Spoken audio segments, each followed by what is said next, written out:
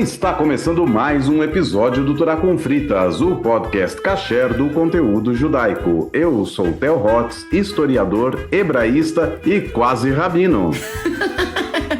Eu sou a Angela Goldstein, orientalista e mergulhadora. E no episódio de hoje, a gente vai falar sobre um assunto que talvez a gente já devesse ter abordado até há mais tempo, né? Mas antes tarde do que nunca, hoje nós vamos falar sobre os 10 mandamentos. Eu não sei se a gente devia ter abordado há mais tempo. Os hebreus ficaram 400 anos no Egito antes de receberem os 10 mandamentos. Tamo no prazo.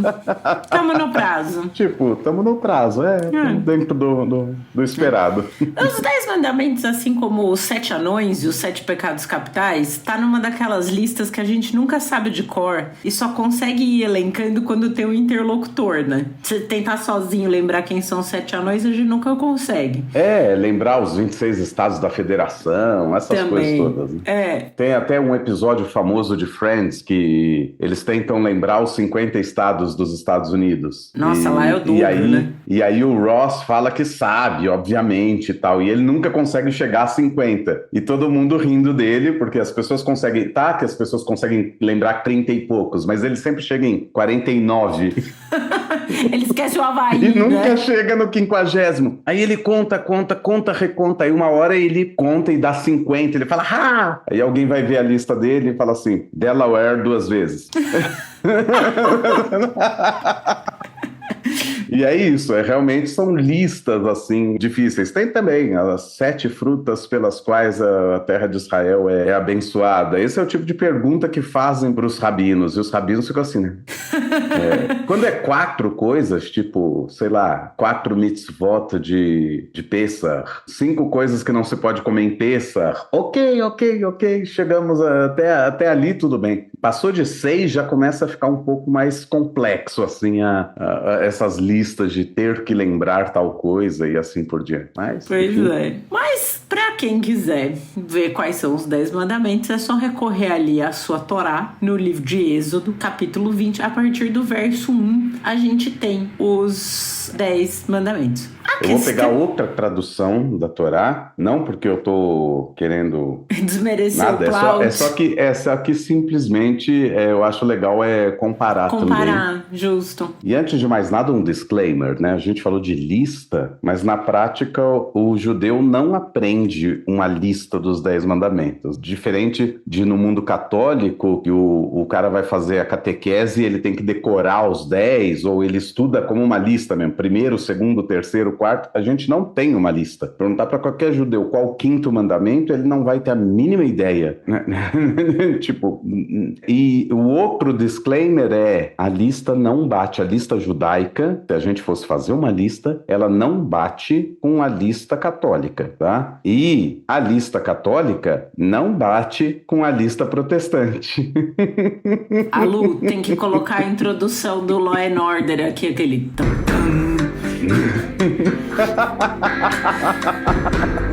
Boa. Realmente, é uma lista que não é lista. Começa que não é uma lista. Quando a gente vai, por exemplo, numa sinagoga, e pra quem tá nos ouvindo e nunca teve a possibilidade de estar numa sinagoga, ou talvez não venha a poder frequentar uma sinagoga, por qualquer razão que seja, no Museu Judaico em São Paulo dá pra ver ali onde era a sinagoga antiga, né, da Betel, que hoje em dia é parte da exposição do museu. Quando você olha ali pra Bimá, né, que é o púlpito onde tem o Arona Kodesh com os rolos da Torá e tudo mais, em geral, em cima tem ali os 10 mandamentos escritos curtinho. Só as 2 primeiras palavras de cada um dos mandamentos. E foi engraçado porque uma vez eu tava com meu namorado lá e ele olhou, aí ele falou, aquelas 2 letras ali em hebraico quer dizer não, né?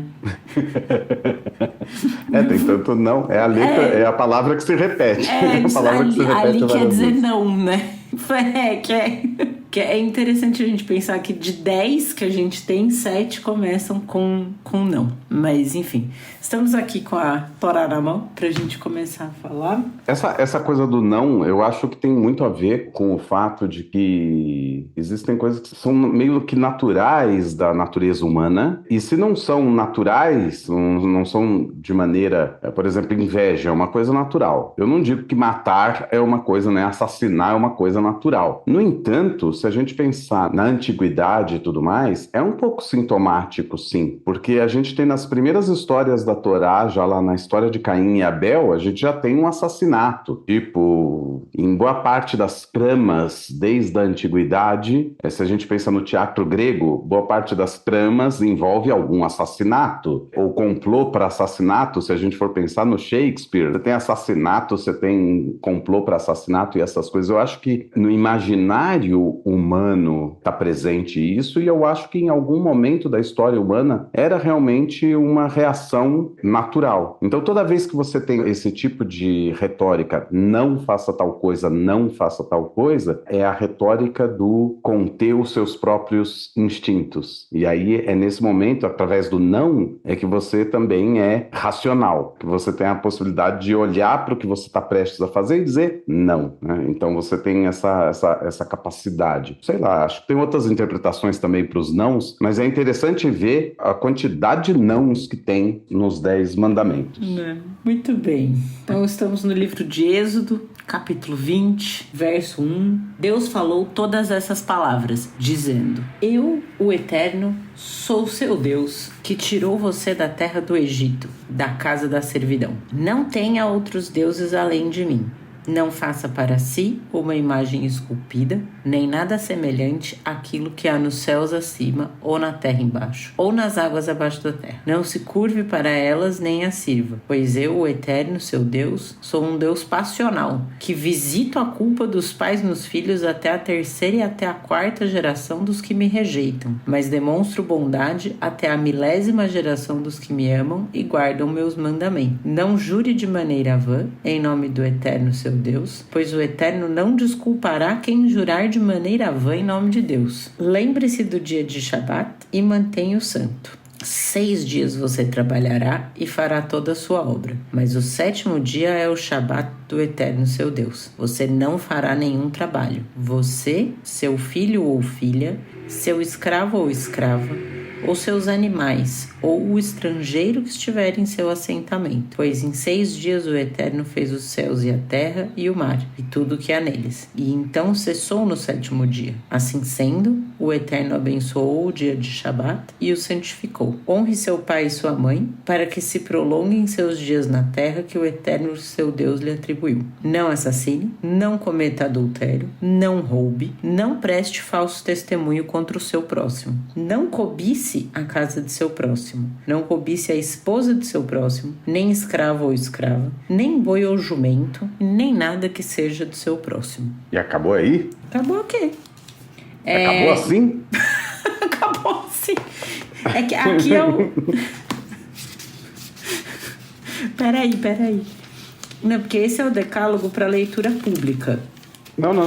Não é nenhum tipo eu só pergunto, é assim que acaba? Não, peraí que tem uma parte, peraí que tem o clímax. É o clímax da descrição, né? Mas os 10 acabaram. Acabou aí. Enquanto lista, acabou. Enquanto lista, acabou. Mas todo o povo testemunhou os trovões e relâmpagos, o toque do chofar e a montanha fumegante. É Spielberg puro. E quando o povo viu isso, recuou e ficou afastado. Eu também me afastaria. Fale você para nós, eles disseram a Moisés, e obedeceremos. Mas não deixe que Deus fale conosco, para não morrermos. Moisés respondeu ao povo: não tenham medo, pois Deus veio apenas testá-los, de modo que o temor a Deus possa estar sempre com vocês, para que vocês não se desviem. Então o povo se manteve à distância enquanto Moisés se aproximou da densa nuvem em que Deus estava. O Eterno disse a Moisés: você dirá aos israelitas: vocês viram por si mesmo, eu lhe falei do próprio céu. Portanto, comigo vocês não farão deuses de prata, nem farão para si mesmos deuses de ouros. Faça para mim um altar de terra e sacrifique sobre ele suas ofertas queimadas e seus sacrifícios de bem-estar, suas ovelhas e seus bois, em todo lugar onde eu fizer com que meu nome seja mencionado. Eu virei até você e o abençoarei. E se você fizer para mim um altar de pedras, não o construa com pedras lavradas, pois ao empunhar sobre elas suas ferramentas, vocês as terão profanado. Não suba no meu altar por degraus, para que sua nudez não seja exposta sobre ele.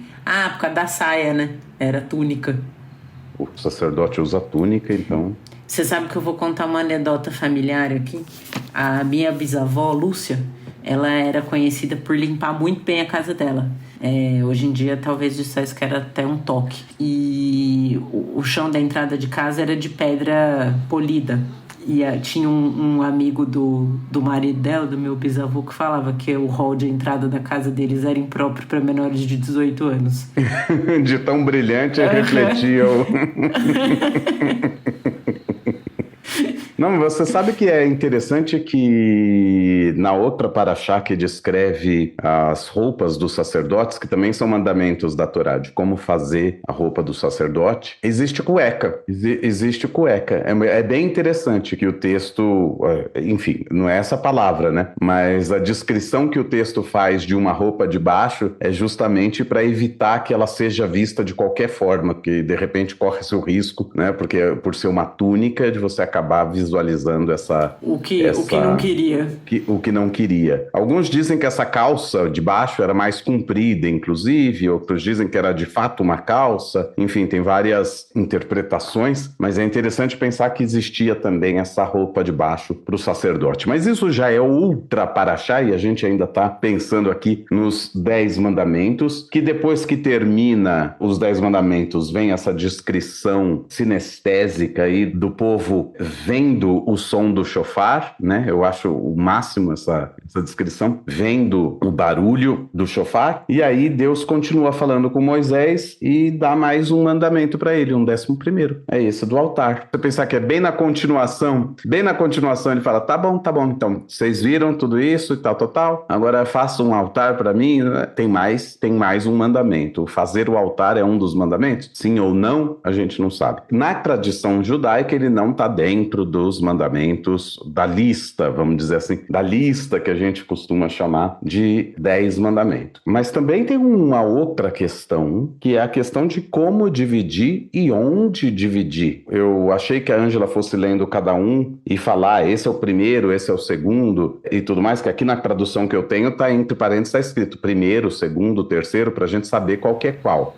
Não, no meu tá o texto, assim, tá em parágrafos. É só o texto. Não, ele tá dividido em parágrafos, mas ele não tá escrito esse é o primeiro, esse é o segundo, ele tá em blocos, assim. Não, porque aqui aqui é onde começam todas as questões de diferenças entre a lista cristã, a lista judaica e entre as cristãs, a protestante e a católica, que são diferentes. Lembrando que também entre os cristãos, para criar essa lista, se simplificou. A gente vê que é um texto em prosa, um texto longo. Esse de guardar o Shabat não é só guarda o Shabat. Tem toda uma explicação do porquê guardar o Shabat e tudo mais. É um texto em prosa. Então, para criar uma lista, a gente tem que resumir. E nesse resumo também, a lista cristã modifica em alguns aspectos os 10 mandamentos de acordo com o que eles entendem que são os tais 10 mandamentos. Então, por exemplo, o famoso guardai domingos e festas da Igreja Católica. Que domingo? Não fala de domingo, né? O mandamento é o Shabat. Mas como dentro da igreja o dia santo é o domingo,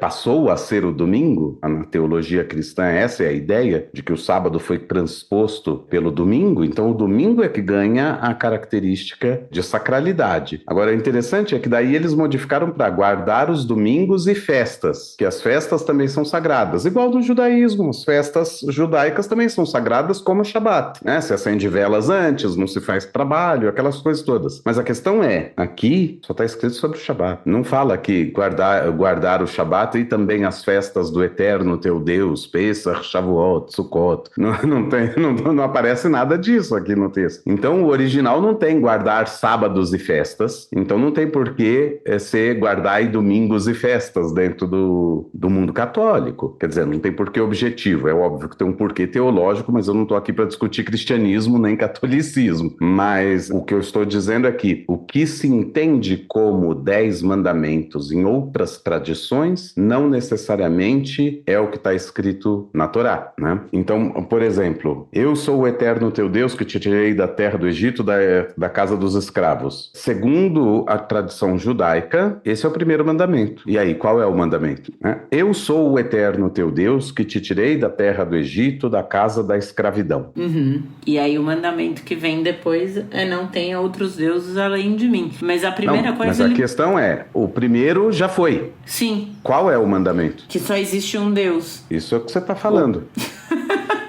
Isso é o que você está falando, não é o que o texto está dizendo. Não tem mandamento nenhum aqui. Na prática, não tem nenhuma ordem, não tem, né, ordem no sentido de ordenar, de dar uma ordem. Não existe. É apenas uma... É uma constatação. Uma constatação de um fato. Oi, eu sou o Eterno teu Deus que te tirou da terra do Egito, da terra da escravidão. E lá na sinagoga, nas tábuas da lei, em cima do Arona Kodesh, que geralmente é ali que tá escrito Anohi, eu, para lembrar que eu sou o Eterno teu Deus que te tirou. Então, pro judaísmo, esse é o primeiro mandamento. E o segundo mandamento é Lot Hie, que é não terás outros deuses diante de mim. Isso é o segundo mandamento, que inclui não farás para ti imagem de escultura, figura alguma do que existe em cima dos céus ou embaixo na terra e assim por diante. Não te prostre diante deles, nem os sirva, pois eu sou o Eterno teu Deus, Deus zeloso que cobra a iniquidade dos pais nos filhos, aquela coisa toda. Interessante que você, na sua tradução, tá 1000 gerações, na minha tá 2000 gerações. No hebraico é alafim, que são milhares de gerações, ou seja, pode ser 3000 e 4000 também. Então essa tradução, as nossas traduções não necessariamente dão conta do texto hebraico, mas isso já é a outra discussão. Mas isso são 2 mandamentos. Mas no primeiro ainda, tem uma coisa que é muito interessante. Eu estava lendo, né, os comentários do Plaut ali para fazer o roteiro, e Deus fala, né? Eu sou o Eterno, seu Deus, que tirou você da terra do Egito, a casa da servidão. Ele não fala, eu sou o seu criador, porque né? Pegar ali a Torá, no 7º dia fez, né? No 7º dia descansou, mas no 6º dia criou o ser humano. Mas ele não vem falando como criador, né? A reivindicação de Deus sobre o povo de Israel é como redentor, não como criador, né? A liberdade concedida ao povo judeu é que é a base necessária para esse pacto, para a gente aceitar os mandamentos e tudo mais. Não é só que criou, né? Mas é quem tirou, é quem libertou as pessoas da servidão. Eu achei isso bem interessante. O nome de Deus, entre aspas, né? Ele vai mudando. A gente falou um pouco sobre isso no episódio com o Raul, sobre como Deus passa de um Deus criador ou que se apresenta aos outros como eu sou o Deus Todo-Poderoso ou eu sou o Deus Altíssimo e tal. Ele passa a se apresentar depois como eu sou o Deus de Abraão, de Isaac, Jacó. E depois da saída do Egito, esquece tudo isso. Ele fala, eu sou o Deus que te tirou do Egito, da terra da escravidão. Esse é o Deus judaico a partir daí, né? A partir do momento da saída do Egito, esse momento fundador da nação de Israel. Embora a gente poderia argumentar que a fundação é antes, é com Avraham mesmo, mas enfim, a partir desse momento é isso que passa a ser a forma como Deus se apresenta. E aí, então, nos 10 mandamentos, então, no decálogo, vamos usar o termo decálogo, essa primeira fala não seria um mandamento, é só a constatação, uma introdução aos mandamentos. E aí o primeiro mandamento seria, não terás outros deuses diante de mim. Ou podemos pensar que esse não terás outros deuses diante de mim também pode ser parte da apresentação. Eu sou o Eterno que te tirou do Egito, não tenha outros deuses diante de mim. Essa é a introdução. E aí o primeiro mandamento seria o outro, não faça nenhuma escultura. E aí essa é a pergunta que eu fiz. Qual é o mandamento, afinal de contas? Então, desde uma perspectiva objetiva do termo mandamento, não tem mandamento no primeiro mandamento. Mas e o que é legal também, uma outra observação que eu li, que achei muito bacana, é que ele vai falando, eu sou o seu Deus. Que ele tá dando esse mandamento para todo mundo que tava ali. E para todos os judeus que vieram depois disso, correto? Não é para Moisés que ele tá entregando. Moisés é o portador da mensagem. Mas a mensagem é pro público todo. E que apesar de ser dirigido a todas essas pessoas, o foco sintático é em cada indivíduo, né? Eu sou o seu Deus. Ele não fala fala em segunda pessoa. Vosso Deus, Ele fala Asher-Hotzetirra, eu tirei você da terra do Egito. É pessoal. É pessoal. Essa é uma forma de entender. A Kabbalah vai dizer que é pessoal porque você está falando com o conceito Israel, que não é o que a gente pensa. Na Kabbalah, o conceito Israel é outra coisa. O Israel é um conceito não vou entrar em Cabalá por aqui, a gente talvez faça algum outro episódio nesse sentido, mas quando a Cabalá fala Israel, ela não está se referindo ao povo, ou a cada pessoa, ou a terra de Israel. A Cabalá está falando de um conceito prévio à própria criação. É algo que pré-existe e que seria, ou vamos dizer assim, né, que poderia ser direcionado por Deus para qualquer um. Qualquer que fosse o povo escolhido, ele seria Israel. E happens to be foi esse povo, que agora chama Israel, mas que esse conceito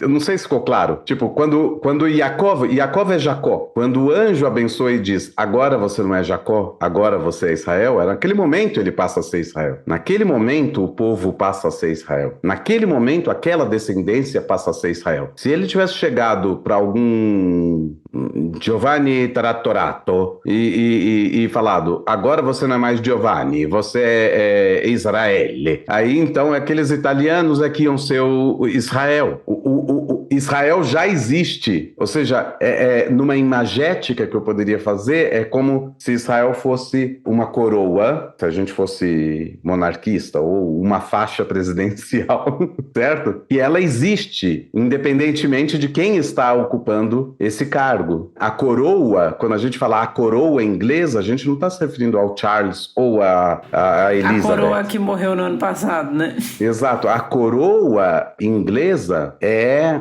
o símbolo de toda a monarquia, independentemente de quem seja o ocupante do trono. Então, e nesse sentido, esse conceito de algo que é pré-existente, prévio e que continua depois, é o conceito de Israel. E aí, por isso, estaria no singular. Essa é uma outra coisa curiosa. Mas voltando à questão. A questão toda que eu estou levantando aqui é que a gente está falando de 10 mandamentos. E não tem 10 mandamentos. Não tem 10. A partir do momento que o primeiro não tem um mandamento intrinsecamente, o texto não é um mandamento. Eu vou aqui elencar 10 leis. Oi, tudo bem? Essa é a primeira.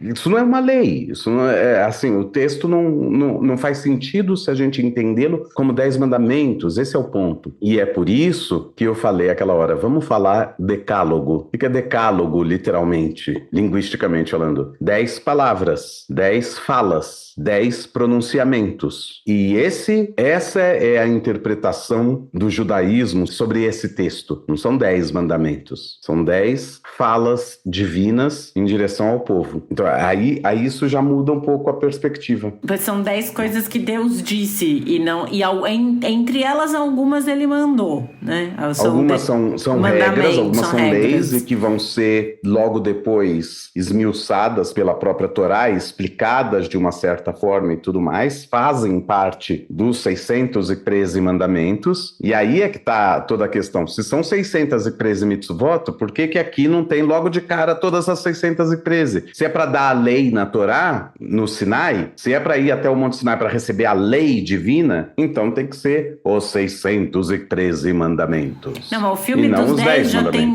3 horas. Imagina um filme dos 613. Tem 4. Tem 4 horas. Imagina se fosse 613 mandamentos. Ia ser igual aquelas novelas americanas, que na Malhação, que não acabou nunca. Exatamente. Agora, por isso, passa a ter um problema na contagem cristã e na contagem protestante. O que o cristianismo vai fazer? O cristianismo vai pegar todo o eu sou o eterno, que pra gente é o primeiro, o não terás outros deuses, que pra gente é o segundo. Eles juntam, né? Eles vão juntar tudo, o não farás imagem vai ser juntado, tudo isso daí vai ser juntado num só e vai virar amar a Deus sobre todas as coisas.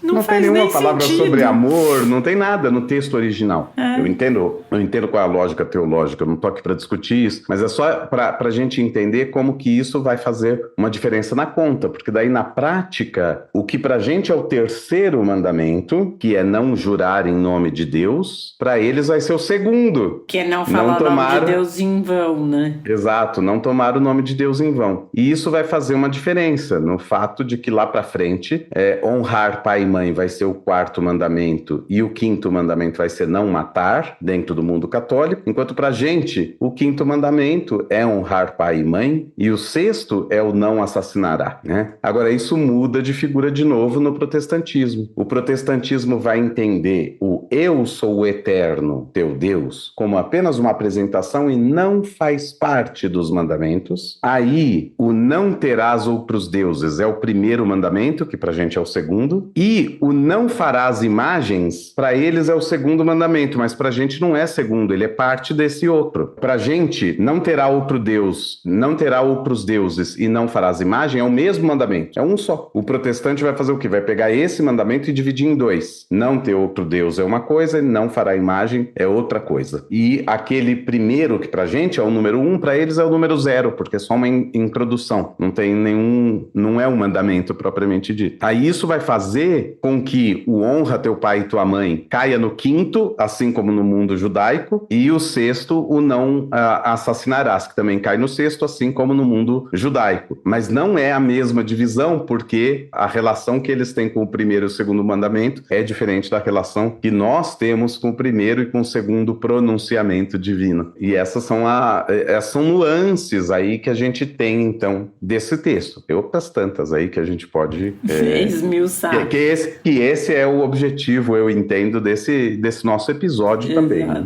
E o que é interessante, assim, né? Porque quando a gente estava falando no começo, tanto no mundo cristão quanto, né, no judaísmo, quando a gente vê ali na sinagoga, eles estão curtinhos. Então, você vai se lembrar do dia do Shabat. E só. O que é interessante quando a gente olha na Torá é que daí ele tem algum detalhamento do que é lembrar do dia de Shabat. Não é só, lembra do dia de Shabat. Ai, puta, é mesmo, hoje é sábado, né? Lembrei. Você olha no calendário e tá bom.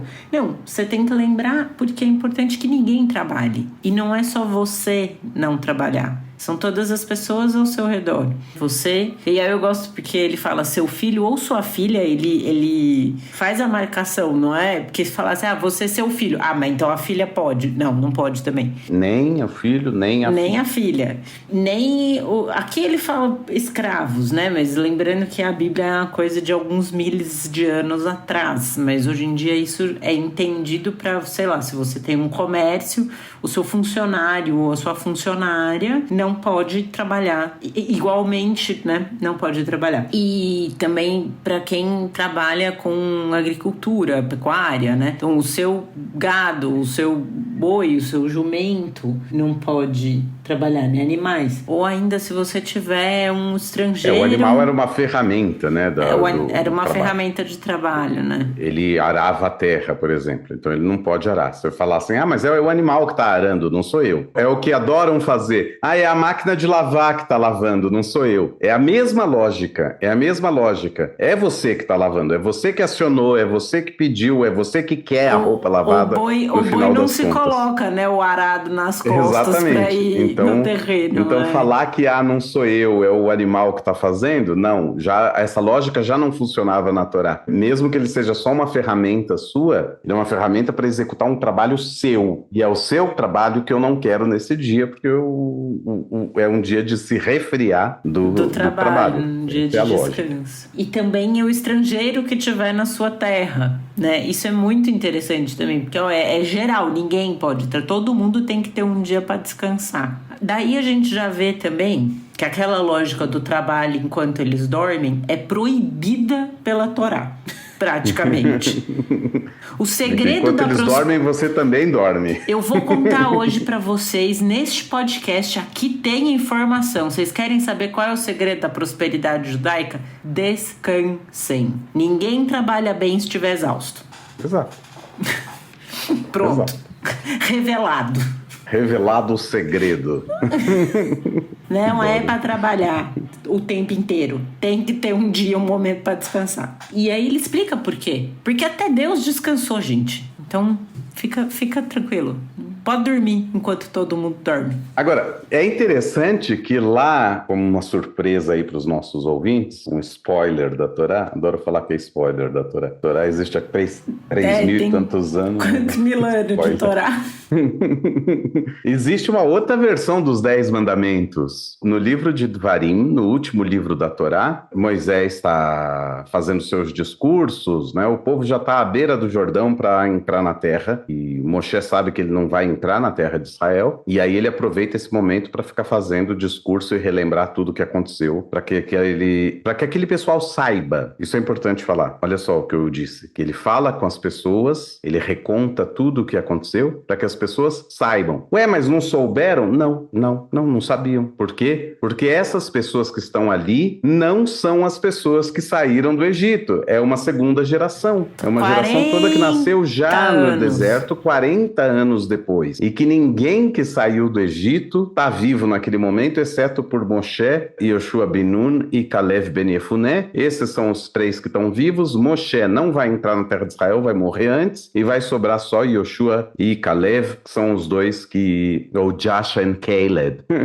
Yoshua e Caleb é que vão entrar na terra de Israel, guiando o povo. Mas então, Moshe está falando realmente com um monte de gente que não viu nada disso acontecer. Então ele relembra como foi a saída do Egito, ele relembra como foi estar no Monte Sinai, e aí ele relembra os 10 mandamentos, né? Os 10 pronunciamentos. E lá no livro de Devarim, no capítulo 5, a gente vai ler assim, no capítulo 5, versículo 12, o mandamento sobre o Shabat. Aparece assim: guardarás o dia de Shabat. Já aqui já começa diferente, que lá no outro é lembrarás do dia de Shabat. Ou seja, na segunda versão é guardar o dia de Shabat, mas na primeira versão era lembrar o dia de Shabat. Não é Zahor et Yom HaShabbat, e aqui é Shamor et Yom HaShabbat. Diz o Midrash que, na verdade, o que Deus falou foi ele falou, numa única palavra, ele falou as duas coisas. E que, como a gente não tem capacidade de entender, o texto teve que aparecer 2 vezes na Torá, das 2 formas, para a gente entender. E é isso que quer dizer o Lechadodi, quando ele começa dizendo Shamor vezachor bedibur echad. Guardar e lembrar numa única palavra. Ishmiano el ameyuhad. Deus, o Deus único, nos fez ouvir. Ele nos fez ouvir essas 2 palavras numa única palavra. Outra revelação nesse podcast, que se ele falou as 2 palavras numa só, a gente sabe que Deus é brasileiro, isso é senso comum, não precisa nem entrar nesse debate, todo mundo já sabe. Deus é brasileiro. Ele é um pouco alemão aí, hein? Não, Deus é mineiro. Sabaçado. Numa única palavra. Agora a gente sabe que além de brasileiro, a gente está chegando... é mineiro. Deus é mineiro. Mas enfim, a versão lá no livro de Devarim diz guardar o dia de sábado, né, o dia de Shabat, para santificá-lo, como o eterno teu Deus te ordenou. 6 dias trabalharás e farás toda a tua obra, até aí tá igual. 7º dia é Shabat do eterno, tudo igual, você não vai fazer nenhuma obra criadora ou criativa, nem você, nem teu filho, nem tua filha, nem teu servo, nem tua serva, até aí tudo certinho, nem teu boi, teu jumento, teu animal, teu prosélito, ou o estrangeiro que habita na tua terra, para que descansem. Aqui tem uma mudança, para que descansem o teu servo e a tua serva, assim como tu, né? Para que eles descansem exatamente como você. E mais, ele continua, e para que você se lembre que o eterno teu Deus, para que você se lembre que você foi escravo na terra do Egito, que você foi servo na terra do Egito, e que o eterno te tirou de lá com mão forte e braço estendido, e por isso, esse foi o motivo, essa é a razão pela qual Deus te ordenou a fazer o Shabat. E passa para o próximo mandamento da lista. E aqui tem uma diferença enorme entre as 2 versões. Naquela primeira versão, a explicação é porque Deus criou o mundo em 6 dias e no 7º ele descansou. Ou seja, a explicação é cósmica. E por isso você deve imitar Deus e fazer suas atividades criadoras e criativas em 6 dias, como ele fez, e no 7º você descansa. E aí você está emulando Deus. Então você está se aproximando da divindade quando você faz isso. E é uma perspectiva totalmente espiritual do Shabat. No livro de Dvarim, a perspectiva não é espiritual. A perspectiva é social. A perspectiva é sociológica. você vai permitir que os teus servos descansem? Porque lá no Egito, você não tinha descanso. E você não vai fazer com os teus servos aquilo que fizeram com você quando você era servo. Lá, você não tinha direito a descanso. Era 24/7. Aqui, você tem uma obrigação de descansar. Mas não é porque você está descansando que você pode fazer como os egípcios e ter os escravos e os servos que vão fazer tudo por você. Não, eles também não vão fazer o trabalho por você. Justamente porque você sabe como é ruim, você não vai fazer isso pro outro, né? Então existe uma perspectiva sociológica e existe, do ponto de vista religioso, aqui do ponto de vista teológico, aqui dessa segunda versão dos 10 mandamentos, o Shabat carrega dentro de si um senso de responsabilidade, que é isso que a Ângela acabou de falar. Já que fizeram com você, não é porque fizeram com você que você vai repetir com outra pessoa. Ao contrário, você vai quebrar esse ciclo. Então, realmente, quando a gente fala, mas a Torá fala de escravidão, fala de escravidão. É verdade. E na Idade Antiga tinha escravidão mesmo. E não adianta tapar o sol com a peneira, tinha mesmo na Idade Antiga. Mas tem que olhar uma outra coisa muito interessante, que é uma escravidão completamente diferente. É escravidão do mesmo jeito, ok? É escravidão do mesmo jeito, é errado e tudo mais. Mas tem aqui uma mudança de visão de mundo completamente, muda 180 graus. O escravo como propriedade que faz o seu trabalho 24 horas por dia, 7 dias por semana, não existe aqui. Primeiro, porque ele tem um dia em que ele não trabalha nada. A segunda, porque ele não pode trabalhar 24 horas por dia. Ele não é seu escravo 24 horas por dia. Ele trabalha no máximo 7 horas por dia. O servo hebreu, o servo do hebreu, não o servo hebreu, né? O servo do hebreu, ou seja, para a Torá, esse servo, esse escravo, ele não é uma propriedade sua que trabalha sem fim. Não, ele também tem descanso todos os dias. E no 7º dia, o descanso é o dia inteiro. São 24 horas, né? Exatamente. Então, existe uma mudança de perspectiva, uma inovação enorme o que se faz aqui. Mas é interessante ver como que existem diferenças, e aí eu convido aí os ouvintes a compararem, então, a versão de Êxodo 20 e a versão do Deuteronômio 5, ou Shemot e Dvarim, e ver as diferenças que existem entre os 10 pronunciamentos divinos, né? As diferenças específicas que existem entre uma versão e outra. Eu tô achando interessante já fazendo essa comparação, olhando aqui pro próximo mandamento, que é honre seu pai e sua mãe, né? Que a gente vai ver muitas vezes só como honrar pai e mãe. Como o Eterno seu Deus ordenou para que se prolonguem seus dias. E nos mandamentos em Êxodo termina aqui. Então você tem que honrar pai e mãe para se prolongarem os seus dias. E aí aqui complementa-se. E que você possa ficar bem na terra que o Eterno seu Deus lhe atribui. Então você honra pai e mãe para que seus dias se prolonguem e para que a sua vida seja boa. Porque também é interessante isso, né? Não adianta você ter uma vida longa, mas ruim. A versão é diferente entre os dois, mas lá na primeira também fala sobre a terra. É honrar pai e mãe para que se prolonguem os seus dias sobre a terra que o Eterno teu Deus te dá. Mas essa ideia de para que seja bom para você na terra que o Eterno te dá, esse acréscimo na segunda versão é bem interessante também, porque além de ser uma vida longa e boa, vida longa e próspera. Né? Você vai ter uma vida longa e ruim, daí é melhor talvez mais curta, né? Realmente, existem diferenças tem umas bem sutilezas, né? Tem umas sutilezas bem interessantes entre os dois textos. Esse é um dos motivos pelos quais eu gosto tanto do livro de Dvarim. Tá certo que ele tem umas preocupações que eu olho e falo, nossa, mas é quase obsessões, assim, do texto em Dvarim, mas de modo geral é um texto muito bacana. E quando ele retoma temas já falados anteriormente pela Torá, ele sempre vem acompanhado de um acréscimo, de uma renovação, de algo a mais que vem. Ou seja, esses 40 anos servem também, esses 40 anos entre o recebimento dos 10 pronunciamentos das tábuas e esse momento de quase entrada na terra de Israel, esses 40 anos também serviram como uma espécie de sintonia fina. É um momento em que Moshe ele pode falar assim, então, deixa eu explicar um pouquinho aqui. E tem que lembrar isso também, que Dvarim é um livro que que quase não aparece o termo "e Deus disse para Israel", ou "Deus disse dizendo", "e falou o Eterno a Moisés". Não, o texto é basicamente "e Moisés disse ao povo de Israel". E Moisés disse ao povo de Israel, porque ele está fazendo um discurso que é pessoal, ele não está falando ali em nome de Deus, ele está contando coisas que aconteceram, e o que ele fala, ele está falando dele mesmo.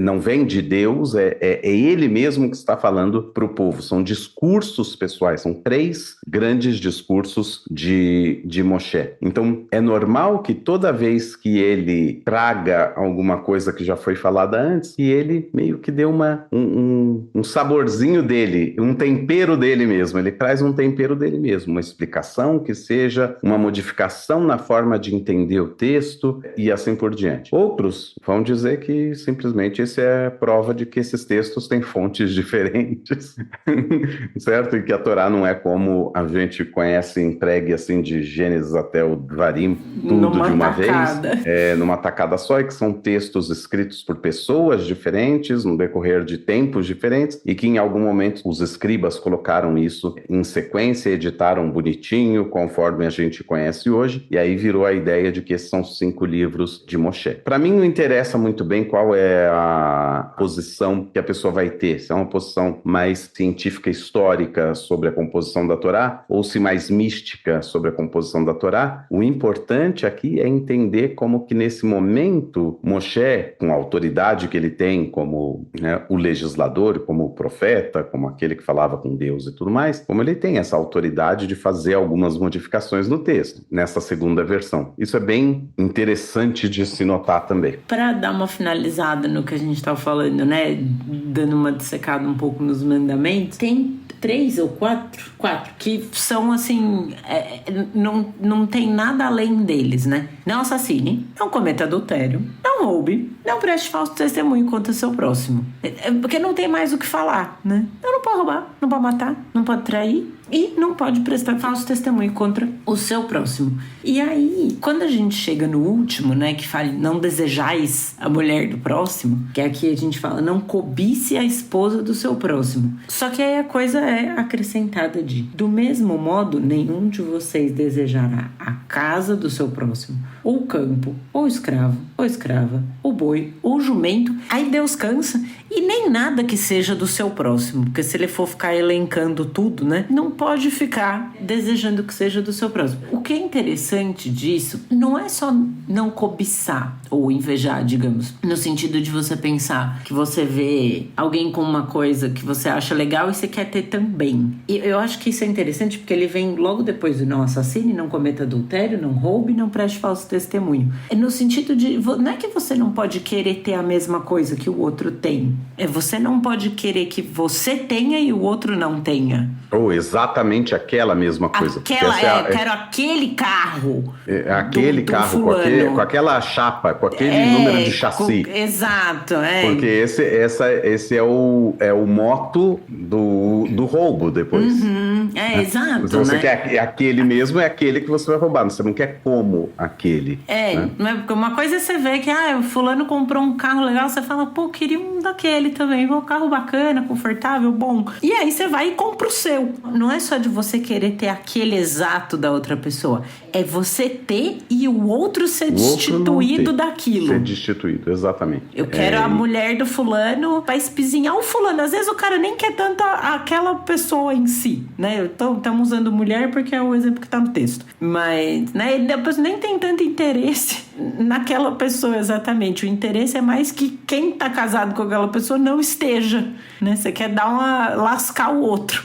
Isso eu acho bem, bem interessante, esse ponto de vista. Porque no começo você tava falando da inveja, que é um sentimento muito natural, muito humano, né? Uhum. E a gente tem. Não, e o próprio o roubo, a gente não gosta de falar sobre isso. A gente não fala sobre isso. A gente finge que não, mas o roubo é uma das coisas mais naturais que existem também no comportamento humano. Então, e é por isso que muitas vezes a gente se arvora, a gente enquanto sociedade, se arvora em certos discursos e viram os bastiões da moralidade contra tudo e qualquer tipo de roubo, desvio ou qualquer coisa, mas ao mesmo tempo você também faz as pequenas, né, os pequenos desvios e os pequenos, né, aquele troco que vem um pouco a mais e você que não devolve, a gente não gosta de falar sobre essas coisas, mas é fato, dentro das tchuvot que a gente tem dentro do judaísmo, tanto dentro do mundo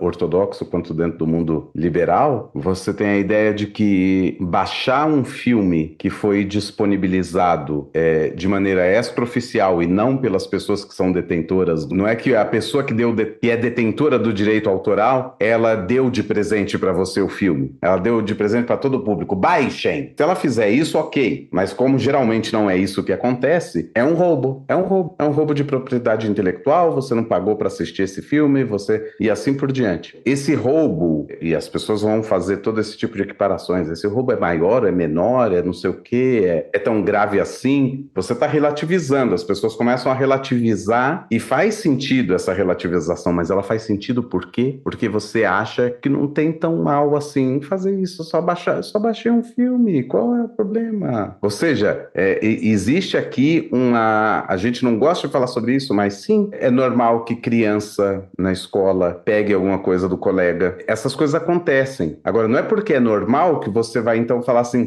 tá bom então, é normal, então deixa ele fazer. Não, é normal da natureza humana, mas justamente por isso existem leis e regras dentro das sociedades humanas, e a Torá é um composto também de leis e regras, não é só isso que é a Torá tem é muito mais coisa, mas enquanto compêndio de leis e regras, ela está ali para estabelecer o que é um comportamento que a gente acha ético e justo, um comportamento adequado em relação às coisas da sociedade, e quais são os tipos de instintos, como a gente tinha dito antes, que nós gostaríamos que nós, enquanto seres humanos, nos refreássemos dele, porque são instintos, é o que a Kabbalah chama de Yetzer Ra, a inclinação má, são instintos que no frigir dos ovos causam um mal, menor ou maior, a uma pessoa ou a mais pessoas que seja, e por isso o refrear desse instinto e buscar o Yetzer Hatov, a inclinação para o bem, evita certos males na sociedade. Esse é o objetivo geral de todo sistema de leis em qualquer sociedade. Quando eles nascem com o objetivo de coibir certas coisas que não são boas para o convívio público. Ainda elas não que são naturais. Boas,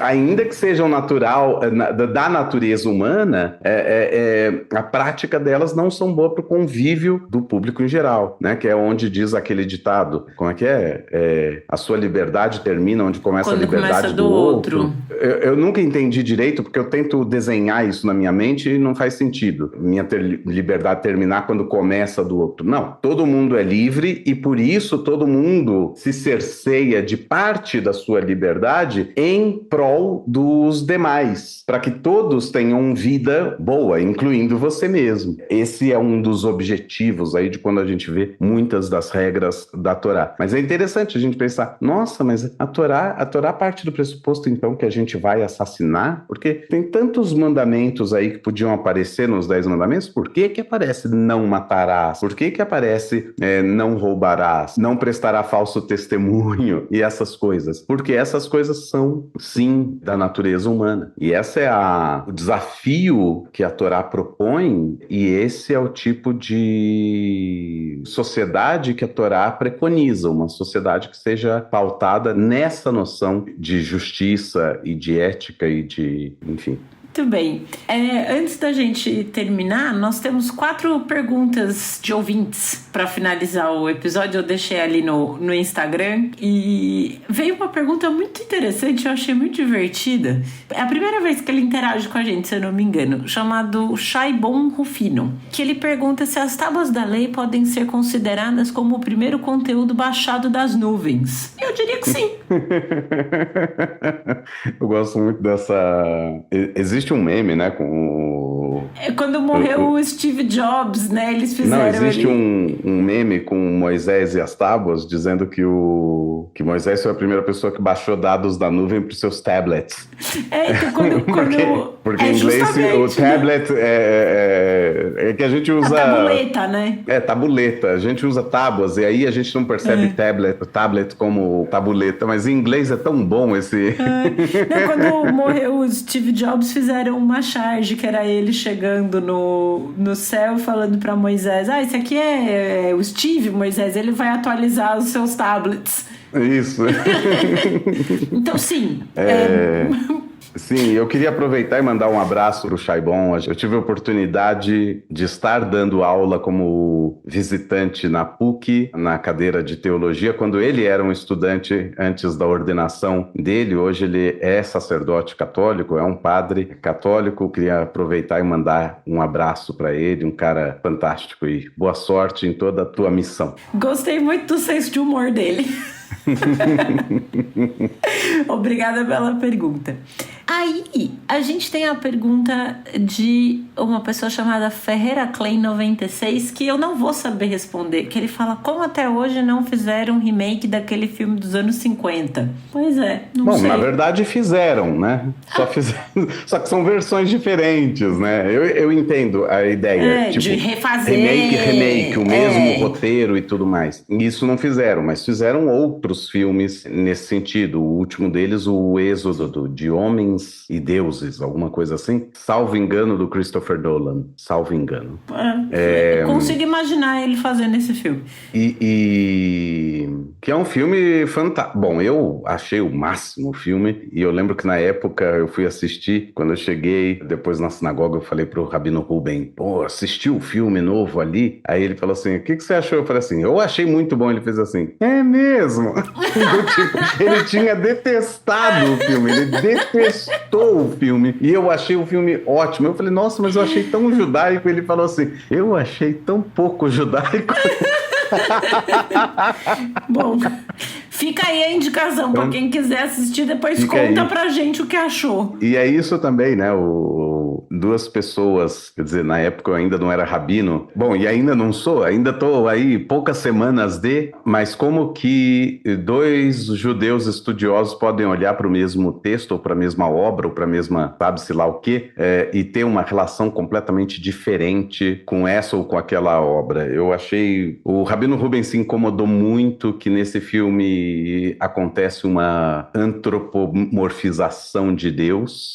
Deus aparece como se fosse uma criança, então não só tem a antropomorfização, como Deus aparece como uma criança. Então o Rabino Ruben achou que isso era uma coisa muito, muito, muito cristã. A criança é quase um menino Jesus. E eu não vi um menino Jesus ali nessa criança. Ao contrário, é uma criança birrenta, é uma criança que quer tudo do jeito dele, e quando não sai ele grita, ele fica com raiva, igualzinho como Deus se comporta em boa parte da Torá. Então eu achei que a pegada de usar uma criança é justamente porque ele estava dizendo algo que muita gente sente ao ler o texto e muitas vezes não tem coragem de verbalizar. Como que às vezes parece que Deus age de uma maneira infantil na Torá. Não estou aqui para, nesse episódio, resolver essa questão ou falar o que eu acho e tudo mais, mas eu achei que foi muito interessante usar dessa forma. E no final, quando Moisés já está bem velhinho e as caravanas estão andando pelo deserto, tem um momento que ele olha para o lado assim, né? E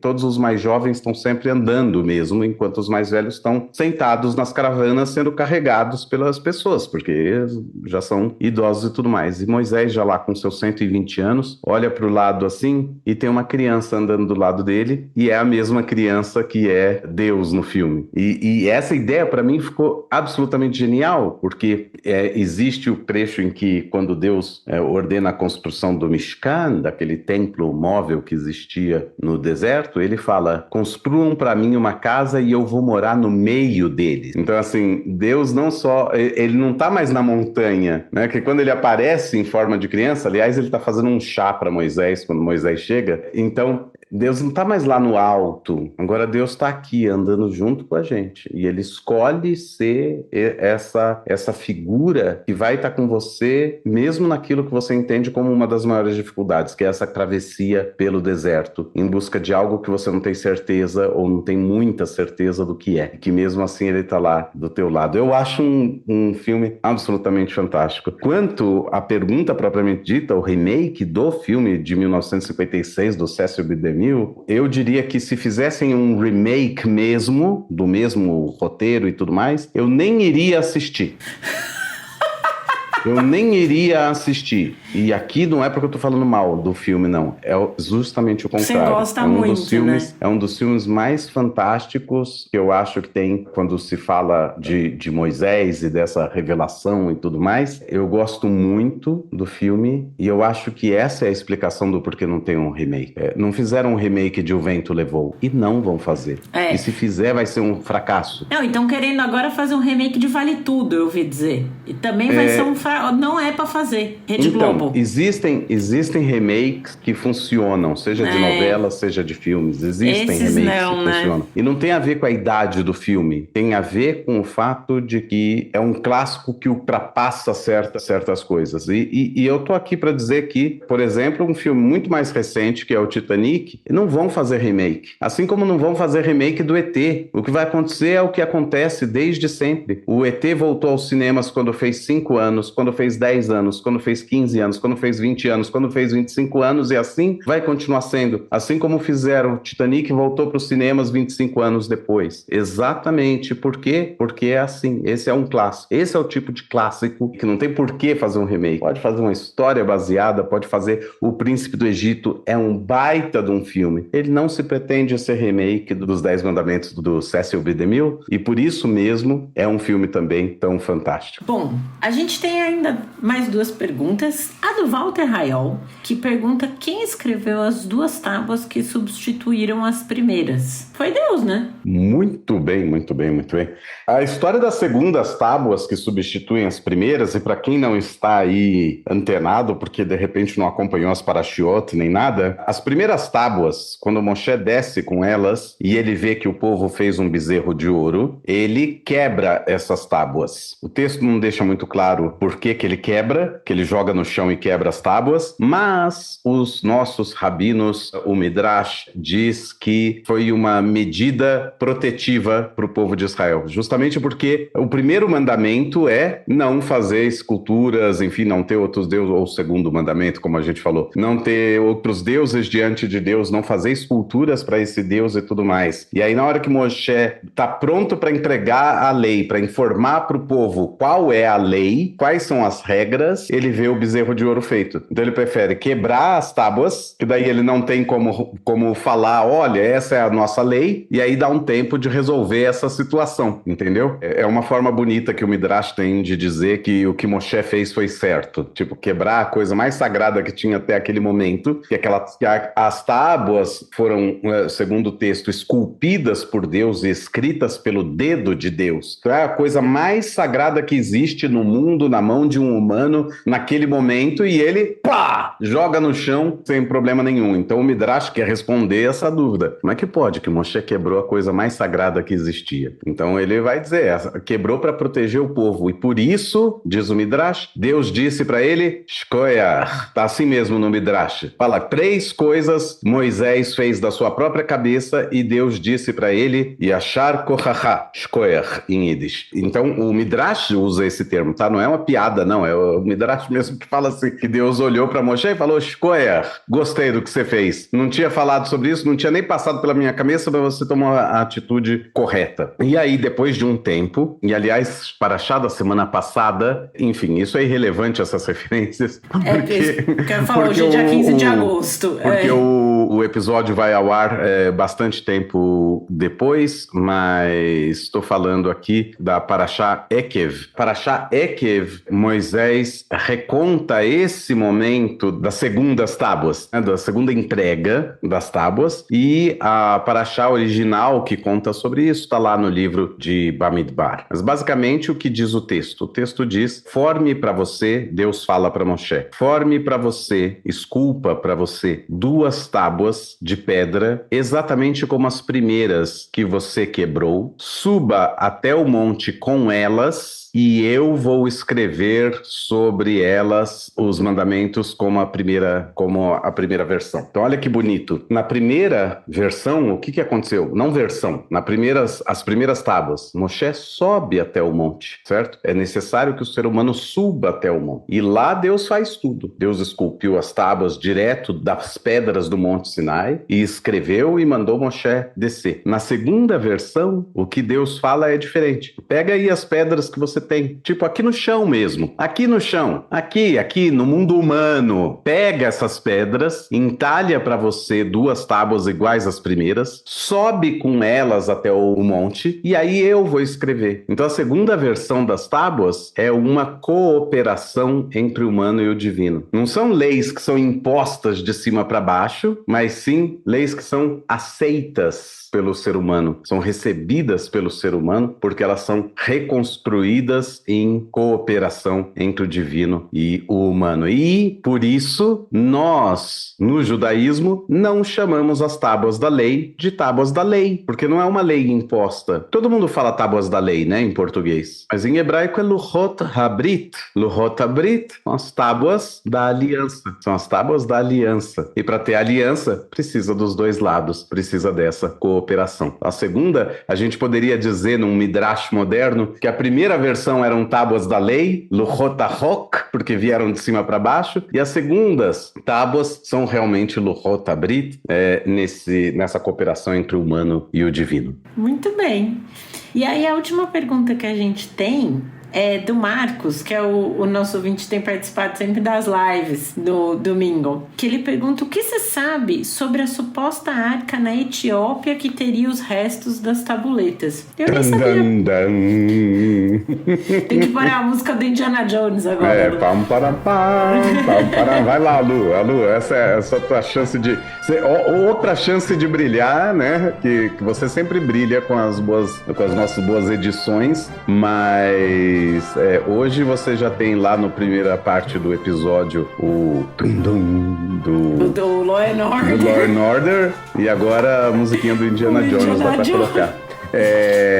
Muito bem, essa é uma pergunta muito bacana, porque tem toda essa lenda. Existe uma igreja lá na Etiópia que é proibida a entrada, só os monges lá que entram e tal, ela é toda ladeada por grades e tudo mais, ninguém pode entrar, só esses caras. E a lenda que existe é que eles são os guardiões da Arca da Aliança, e a Arca da Aliança verdadeira, né, aquela que está com as tábuas da lei lá dentro e com os fragmentos das primeiras tábuas, porque diz o Midrash também que as novas tábuas que Moshe fez, ele coloca dentro da Arca da Aliança junto com os pedacinhos, com os fragmentos das primeiras tábuas que ele tinha quebrado. Tudo dentro da Arca da Aliança. Então, a lenda que tem sobre essa igreja é que os monges lá guardam essa Arca da Aliança original com as tábuas da lei restauradas, vamos dizer assim, e as tábuas da lei originais quebradas por Moshe. O que se sabe? Se sabe nada. E se sabe que é uma lenda, porque se ninguém pode entrar lá, não tem como comprovar absolutamente nada. Essa história que eles contam, essa é a lenda que existe no local e nunca pode ser comprovada, né? E com certeza, se a gente tiver algum amigo aí que queira servir nessa igreja e se torne monge, estude, se ordene, se torne monge, vá para essa igreja e tudo mais, e comece a guardar lá dentro, com certeza ele não vai contar pra gente o segredo. Então,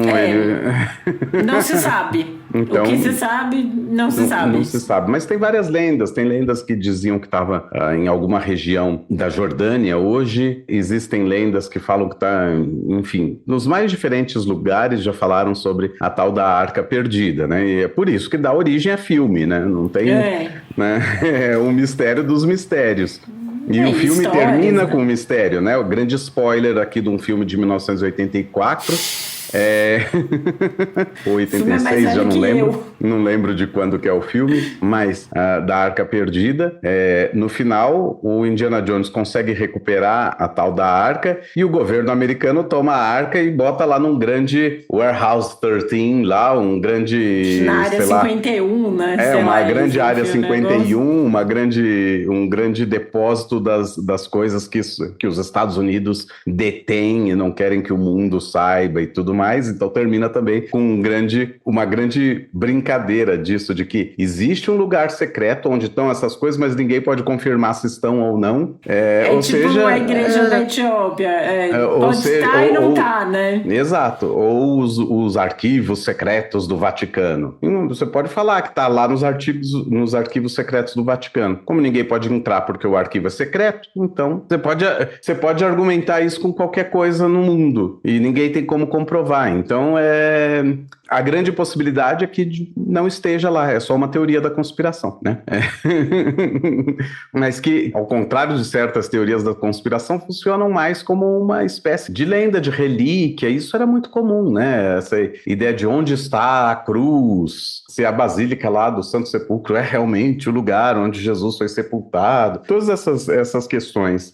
Em algum momento, essas lendas nascem com algum fundo ou sem algum fundo de verdade. Existem inúmeras lendas assim. A gente visitou, só uma anedota assim, a gente visitou nesse ano que passou, quer dizer, não passou ainda, que estamos no final do ano judaico, gente. Esse último ano letivo, a gente esteve num lugar no Galil, na Galileia, e fomos visitar o túmulo do Yehuda o túmulo do Yehuda Anassi. Quem é Yehuda Anassi? É o cara que compilou a Mishnah toda, né? Transformou a tal da Mishnah oral numa Mishnah escrita, o que também é uma lenda, mas a gente deixa isso para falar depois. Mas essa é a história que se conta, que é o Yehuda Anassi pega toda a Mishnah oral e escreve pela primeira vez a Torá oral, passa a ser a Torá, passa a ser escrita também. E nós fomos para lá e visitamos o túmulo. Depois que fizemos e tivemos toda uma aula sobre o lugar, sobre o túmulo e as fontes que indicariam que aquele era o túmulo do Yehuda Anassi, a gente seguiu para um outro lugar e chegamos diante de um outro túmulo. E lá o guia falou para a gente que esse aqui era o túmulo do Yehuda Anassi. E aí apontou outros tantos textos que indicavam que aquele era o lugar do túmulo do Yehuda Anassi. E aí a gente tinha,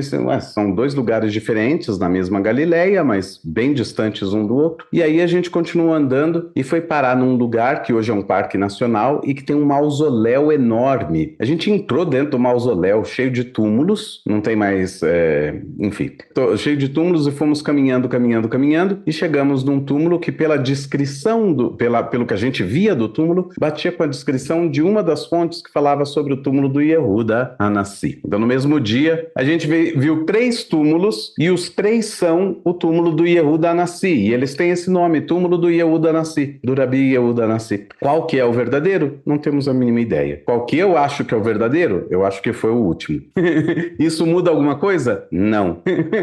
O fato de ser aqui ou ali o túmulo do Yehuda Anassi muda alguma coisa para o judaísmo? Não, né? A figura do Yehuda Anassi, ela é independente, ela existe independentemente do seu lugar de descanso. Então, são sempre assim essas lendas. Só por último, antes de terminar, eu queria falar uma coisinha sobre essa questão dos 10 mandamentos ou dos 10 pronunciamentos aparecerem com uma versão um pouco diferente no livro de Dvarim do que a versão, vamos dizer, original no livro de Shemot, no momento do Sinai, propriamente dito, ou seja, existe uma diferença no texto do Sinai e no texto de 40 anos depois. E de onde que vem isso? Aí é muito interessante que no século XIX tinha um rabino hassídico, o Lubliner Rebbe. O Lubliner Rebbe, ele escreveu, ainda no século XIX, que obviamente a gente sabe que o florescimento da Torá oral, da tradição oral judaica, só se deu na época do Segundo Templo, né? Cerca de 2000 anos atrás. Mas ele argumenta também que os rabinos não tiraram isso da cartola, eles não tiraram de trás da orelha, como dizia minha mãe. Eles não inventaram isso de vamos fazer uma tradição oral. Óbvio que ela pode ter florescido,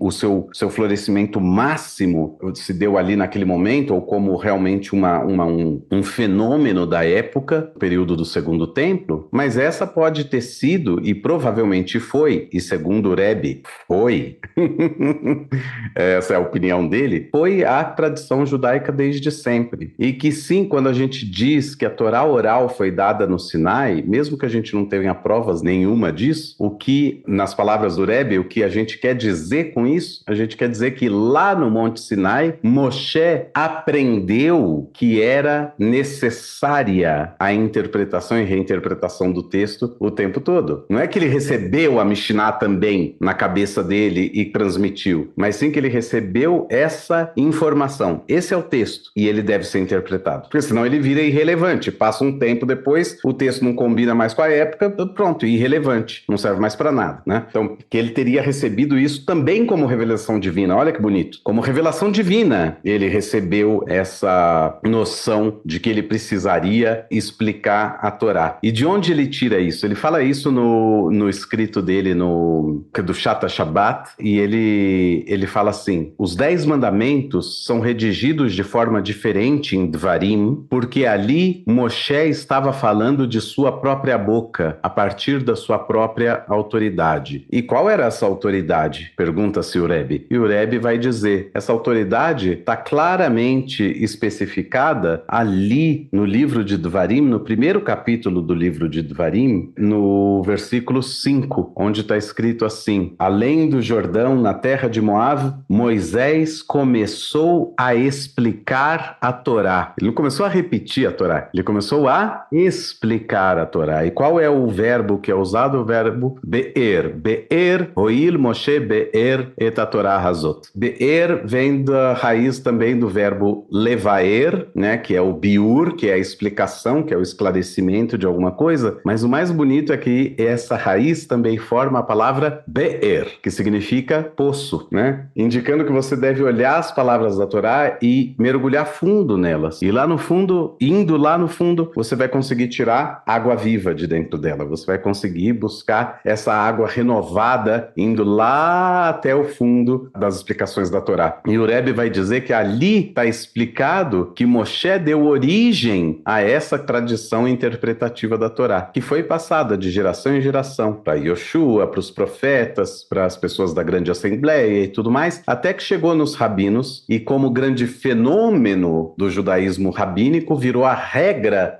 do judaísmo rabínico, e aí no período do segundo templo explodiu, foi o grande hit do momento, interpretar a Torá. E aí então, daí o tal do florescimento tão enorme da Torá oral, da Mishnah e logo depois do Talmud.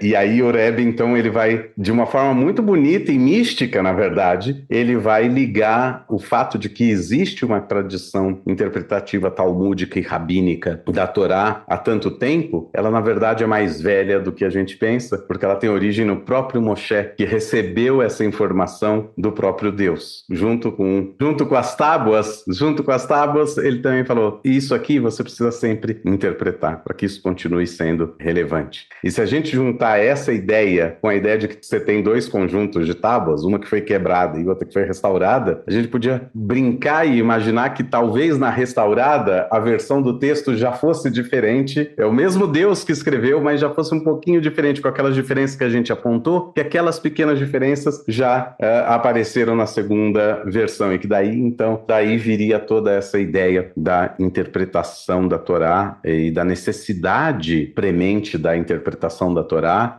que a gente não interpreta a Torá só para fazer prédica bonita, a gente interpreta a Torá para que ela continue sempre relevante, para que o judaísmo seja relevante para a vida de cada um, para que a nossa tradição continue relevante e não seja só um monte de repetição de coisas aleatórias que alguém falou que tem que fazer, porque alguém falou que tem que fazer, porque alguém falou que tem que fazer, e que isso remonta até sei lá quando alguém falou que tinha que fazer. A gente faz as coisas por sentido e com sentido, tudo que a gente faz na vida. E se a gente não faz, a gente tem que buscar sentido, porque senão perde completamente a razão, o porquê de se fazer qualquer coisa, né? Então a busca do judaísmo, por último, a busca ultimativa do judaísmo, ela não é uma busca de uma definição, como os filósofos falavam, né? A grande pergunta, o porquê inicial, o grande porquê de tudo, a gente tenta chegar nesse grande porquê. Não, o judaísmo não quer chegar nos grandes porquê. Não precisa do grande porquê, responder o grande porquê. O mais importante é responder os pequenos porquês mesmo, que aparecem na cabeça e na vida de cada um. Quando o judaísmo consegue dar algum tipo de resposta ali, pronto, já fizemos a nossa parte, né? E já fizemos um pouco da nossa parte.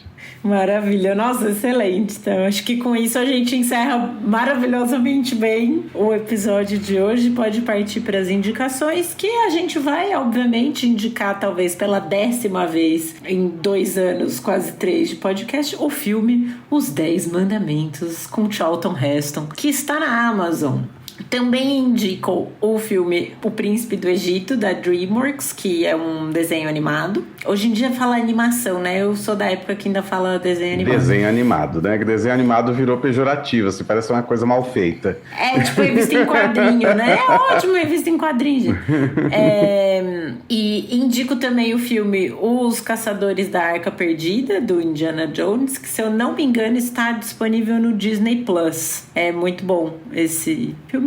Vou fazer uma constatação, né? Não é uma recomendação, eu só vou constatar que foi realizada a novela Os 10 Mandamentos pela Rede Record de televisão. Eu gosto muito porque parece que em algum momento dessa novela apareceu um extintor de incêndio do cenário na gravação. Então eles estão num templo do Egito, assim, tem um extintor ali meio mocosado. Bom, eu indico também o filme Êxodos, Deuses e Reis, conforme eu tinha falado antes. É um filme recente, ele não é um filme... quer dizer, recente. Hoje em dia as pessoas vão me matar, porque o filme é de 2014, então tem quase 10 anos e eu tô falando que é recente. Gente, pra mim, assim, não é recente... Foi ano passado, né? Não é recente Os 10 Mandamentos. Os 10 Mandamentos. Não é recente o De Volta para o Futuro, que é de 1985. Esse não é recente, né? Que eu assisti quando eu era criança. É do ano que eu nasci. Então, assim é. Mas esse filme de 9 anos atrás, sim, é um filme recente. E de livro, eu indico, infelizmente tá em inglês. O meu livro aqui tá em hebraico, então, mas eu sei que ele tem uma versão em inglês, que é Revelation and Authority, Sinai in Jewish Scripture and Tradition, que é um livro muito interessante que o professor Benjamin Sommer, ele percorre toda a nossa tradição interpretativa em busca de responder a pergunta o que realmente aconteceu no Monte Sinai, né? E como os rabinos enxergaram isso no decorrer do tempo de formas tão diferentes, o que aconteceu no Monte Sinai. Ele também tem em hebraico, Galut Vesamchut, Sinai, Bamikra, Uvamasoret, Binyamin David Zomer. Eu falei Sommer porque em inglês é Summer, mas a pronúncia é Zomer. A pronúncia é Zomer. É com S ou com Z? É alemão. Então é Zoma. Não, mas em hebraico é Zomer. Não importa. Em hebraico é com Zain, certo? Mas o sobrenome dele é em alemão, é com S e se fala com Z. E a gente indica, obviamente, mais uma vez, um Rumash Plaut para você ler aí os 10 mandamentos e os textos de apoio. Lembrando que tem cupom de desconto com 10%, cupom Torá com Fritas 10 para comprar em plaut.com.br. E com isso a gente termina por aqui o nosso episódio de hoje do Torá com Fritas. Lembrando que vocês podem entrar em contato com a gente através do nosso e-mail, toracomfritas@gmail.com, nosso Instagram, @toracomfritas, também pode nos seguir no Twitter, @toracomfritas. Para não perder nenhum episódio, é só assinar o nosso feed no seu tocador de podcasts preferido. O Torá com Fritas é feito pela Angela Goldstein e pelo Theo Hotz, amigos idealizadores e apresentadores do podcast. O Alu é o nosso editor de som e intérprete da nossa música de abertura. Para entrar em contato com ele é só mandar uma mensagem no Instagram pelo @alusanto ou aluprodu. E a nossa identidade visual é da Maia Batalha. Muito obrigada a todo mundo que nos ouviu até agora. Muito obrigado e até a próxima!